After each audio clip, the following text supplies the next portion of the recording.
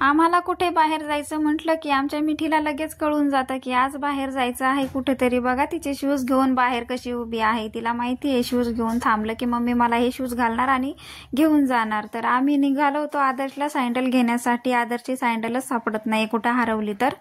आणि आम्ही चप्पल वगैरे खालीच काढतो, पार्किंगला स्टँड आहे खूप मोठं तर तिथेच काढतो. तर कोणी नेली किंवा कुठं पडली काही कळत नाहीये.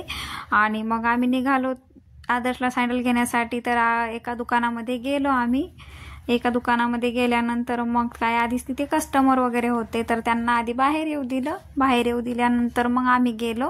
तर त्या दादांनी आम्हाला मग सँडल वगैरे दाखवायला चालू केलं. तर आदर्शला एकही सँडल बसत नव्हती. भरपूर साऱ्या सँडल दाखवल्या पण आदर्शला एकही सँडल बसत नव्हती. आदर्शला म्हटलं चला आपण दुसऱ्या दुकानामध्ये बघू पण आदर्श काय ऐकायला तयारच नाही. त्याला एक सँडल पसंत आली. त्याने ती सँडल पायामध्ये घातली आणि डायरेक्ट दुकानाच्या बाहेर जाऊन थांबला.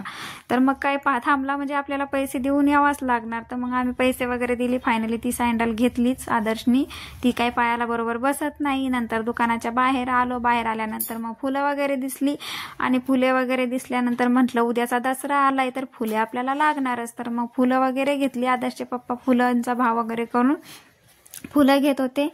तर मग तोपर्यंत मी इकडं थांबली होती थोडंसं बाजूला. आपलं पाणीपुरी वगैरे आदर्शचे पप्पा म्हटले जाऊन सांग 2 प्लेट लावा म्हणून असं तसं. तर मग मी सांगितलं. आदर्शच्या पप्पाचा काही मूड नव्हता पाणीपुरी वगैरे खाण्याचा. तर मग मी शेवपुरी घेतली. आदर्शनी पाणीपुरी घेतली होती. ते बाजूलाच थांबलेले होते मिठीला घेऊन. मग काय तिथनं निघाल्यानंतर तर खूप अंधार पडला होता रस्त्याने. आम्हाला घरी येता येता तर खूप अंधार झाला होता. आणि घरी येऊन मस्त स्वयंपाकाचं टेन्शनच होतं मला. घरी येऊन टेन्शन स्वयंपाकाचं आणि बरेचसे कामं. मग काय ते कामं करता करता रात्रीचे वाजले मला 10-11च वाजून जाता. रोजचे 10-11चा टायमिंगच आहे आमचा. आणि झोपायला तर डायरेक्ट 12च वाजून जाता कामं आवरता आवरता. तर चला करते एंड इथेच ब्लॉग.